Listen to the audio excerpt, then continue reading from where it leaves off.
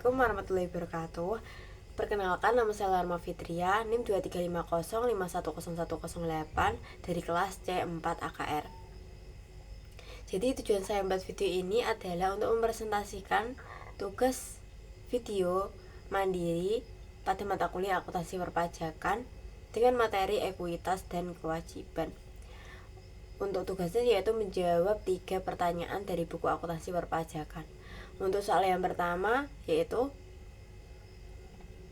PT Susu adalah pengusaha kena pajak atau PKP, mempunyai data sebagai berikut. Masa pajak Juli 2011 terdapat PPN lebih bayar sebesar 60 juta dan belum dikompensasikan dan diminta restitusinya. Sedangkan untuk masa pajak Agustus 2011 terdapat PPN keluaran sebesar 180 juta. Sedangkan PPN masukan sebesar 100 juta. Buatlah ayat jurnal penutup untuk PT Susu pada bulan Agustus 2011. Untuk ayat jurnal penutupnya yaitu PPN keluaran sebesar 180 juta. Itu posisinya di debit. Untuk PPN keluaran, untuk PPN masukan 100 juta berada di posisi kredit dan utang PPN sebesar 80 juta. Pada Juli 2011 terdapat PPN lebih bayar sebesar 60 juta yang sudah diminta restitusinya atau ganti rugi. Itu termasuk dicatat di neraca aktiva dengan akun piutang pajak. Karena tidak bisa digabung di jurnal penutup, itu karena beda objek antara utang dan restitusi.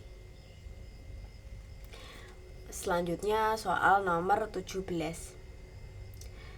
Sinta, status kawin, belum mempunyai anak. K/0 adalah penerima upah harian yang dibayarkan secara harian pada PT Mujur.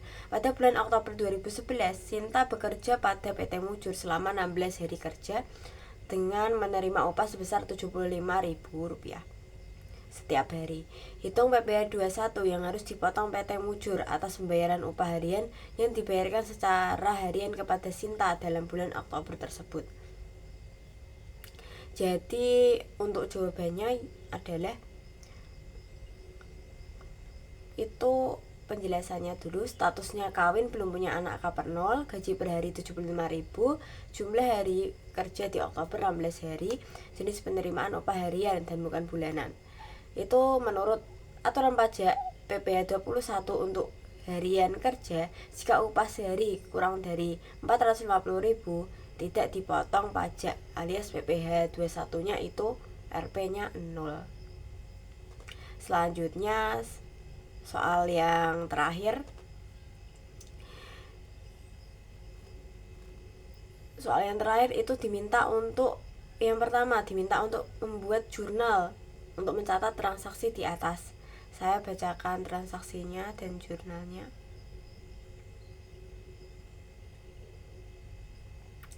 Pada tanggal 10 Januari menjual 300 lembar saham preferen dan 1000 lembar saham biasa secara tunai dengan kurs 105. Untuk jurnalnya yaitu kas per bank berada di posisi debit 148.000, disagius saham preferen 31.500. Itu cara perhitungannya 300 dikali kurs 105. Saham biasa di posisi kredit 105.000, cara perhitungannya 1000 dikali kurs 105. Agius saham biasa itu berada di posisi kredit, cara perhitungannya 105.000 min kurs dalam kurung 80 dikali 1000 menghasilkan 25.000. Untuk disagius saham preferen itu berada di posisi kredit sebesar 13.500. Untuk cara perhitungannya 300 dikali kurs 150 min 31.500. Terus setelah itu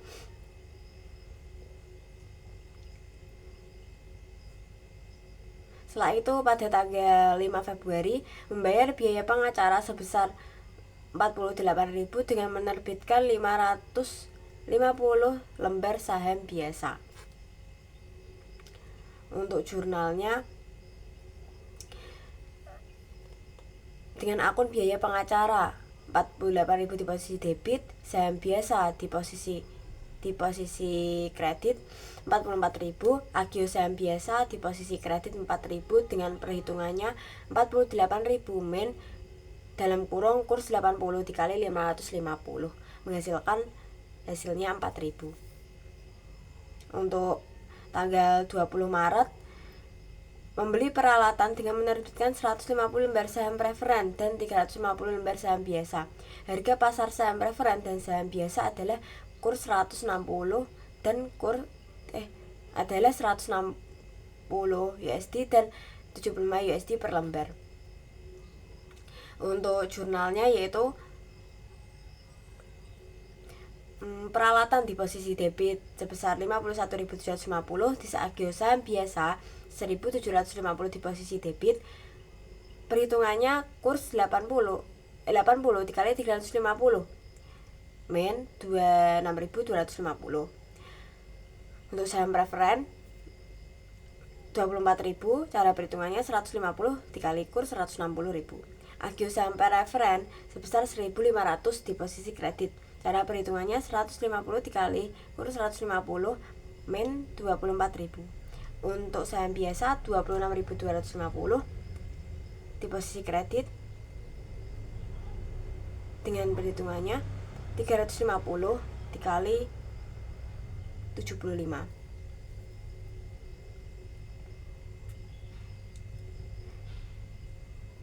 Untuk selanjutnya pada tanggal 15 April membeli kembali 10% lembar saham biasa yang beredar dengan harga 65 per lembar.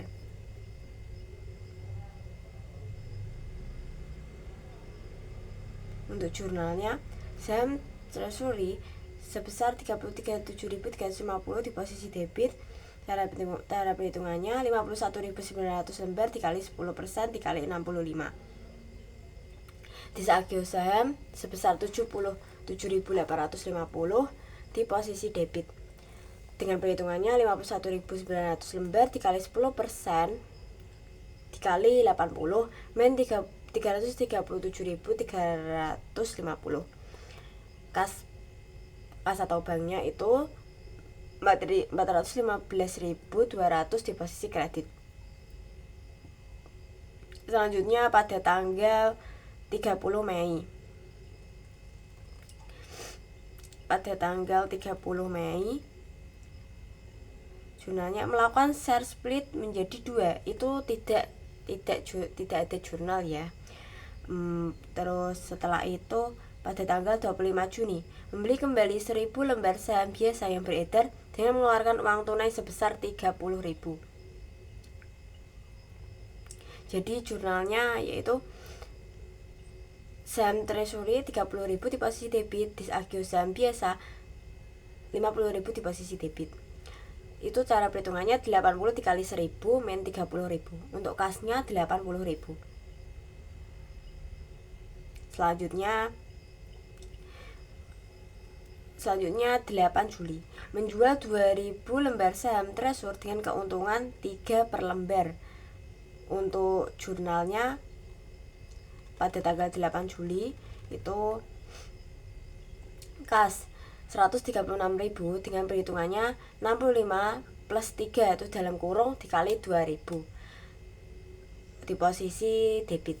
Untuk agio saham sebesar 6.000 di posisi debit dengan perhitungannya 136.000 min 6 dalam kurung 65 dikali 2.000. Saham treasury 130.000 di posisi kredit dengan perhitungannya 65 dikali 2.000. Selanjutnya pada tanggal 18 Agustus menjual 800 lembar saham treasury dengan harga 25 per lembar. Untuk jurnalnya kas 20.000 di posisi debit dengan perhitungannya 25 dikali 800. Di agio saham 12.000 di posisi debit dengan perhitungannya 25 min 800 dikali 800 min 20.000. Untuk saham treasury 52.000 di posisi kredit dengan perhitungannya 65 dikali 800. Selanjutnya pada tanggal 28 September menjual 400 lembar saham referen dan 800 lembar saham biasa secara tunai sebesar 62.500. Harga pasar saham referen adalah 73 per lembar. Selanjutnya untuk jurnalnya yaitu kas sebesar 34.400 di posisi debit, disagio saham referen 4 itu 30.800 di posisi debit dengan perhitungannya 400 dikali 150 min 29.200. Untuk disagio saham biasa yaitu 800 sebesar 14.000 di posisi debit dengan perhitungannya 800 kali 80 min 50.000. Untuk saham referen sebesar 29.200 di posisi kredit dengan perhitungannya 400 dikali 73. Untuk saham biasa itu 50.000 di posisi kredit dengan perhitungannya 800 dikali 62,5. Kemudian pada tanggal 23 Oktober mengumumkan pembayaran dividen tunai sebesar 244.000 dan dividen saham biasa sebesar 10% dengan kurs 105. Untuk jurnalnya yaitu pada tanggal 23 Oktober dividen tunai 244.000 di posisi debit, dividen saham 517.755, dividen saham biasa itu 517.755 di posisi debit dengan perhitungannya 49.310 dikali 10% dikali 105. Terus utang dividen 761.755 di posisi kredit. Selanjutnya pada 13 November mencatat nama pemegang saham yang menerima dividen, itu tidak ada jurnalnya ya, tidak di jurnal. Kemudian 3 Desember membagikan dividen tunai dan saham biasa yang telah diumumkan. Itu jurnalnya yaitu utang dividen 761.755 di posisi debit, kas atau bank 761.755 di posisi kredit.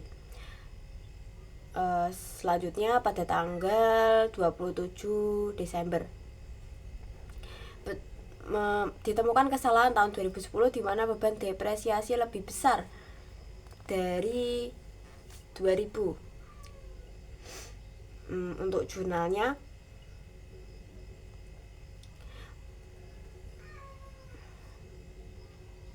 akumulasi penyusutan 2000 di posisi debit, beban penyusutan 2000 di posisi kredit. Untuk selanjutnya pada tanggal 31 Desember itu yang terakhir mengumumkan laba neto setelah pajak sebesar 450.000. Jurnalnya yaitu laba bersih 450.000, laba ditahan itu di posisi debit, laba ditahan 450.000 di posisi kredit. Untuk soal berikutnya yang B yaitu buatlah jurnal penutup terkait dividen dan laba neto. Jurnal penutupnya yaitu dividen dan laba neto.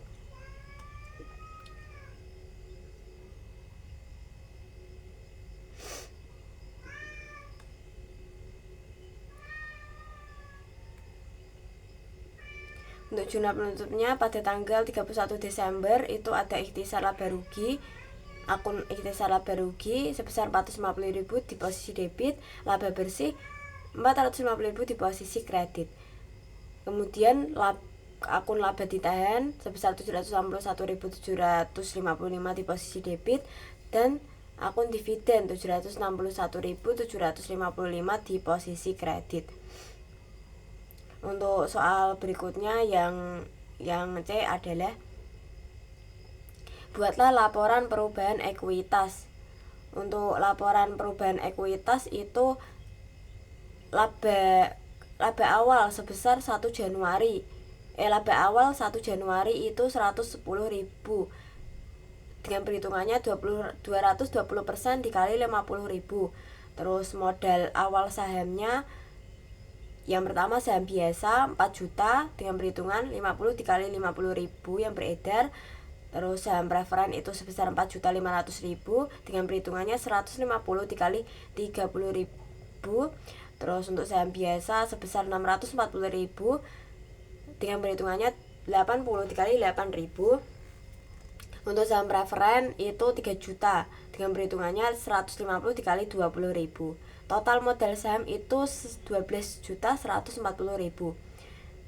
Kemudian tambahannya agio sahamnya itu 36.500, saham premium 50.000, laba berjalan 450.000. Total modal yang di store itu 536.500. Untuk pengurangannya pada disagio saham sebesar 219.900, dividennya 761.755. Total pengurangannya itu 981.655. Untuk modal akhirnya 11.804.845. Untuk soal selanjutnya yang D yaitu susunlah bagian ekuitas dari laporan posisi keuangan per 31 Desember 2011. Untuk yang D, bagian ekuitas dan laporan posisi keuangannya.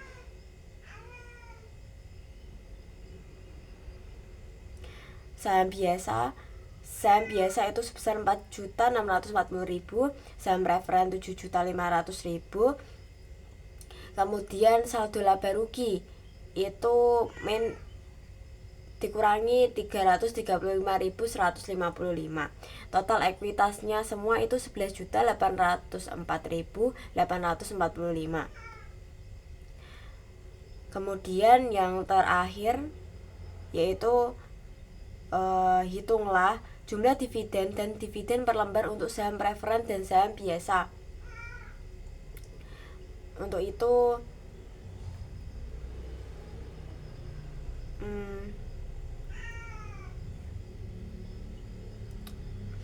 untuk jumlah dividen dan dividen per lembar saham biasa itu hasilnya 10,5 dengan perhitungan 517.755 per 49.310. Kemudian dividen per lembar saham preferen itu sejumlah 7,91. Perhitungannya 244.000 per 30.850. Sekian presentasi video dari saya. Apabila ada kesalahan dalam pengucapan atau kesalahan dalam menjawab, mohon dimaafkan sebesar-besarnya. Wabillahi taufiq wal hidayah. Wassalamualaikum warahmatullahi wabarakatuh. Bye bye.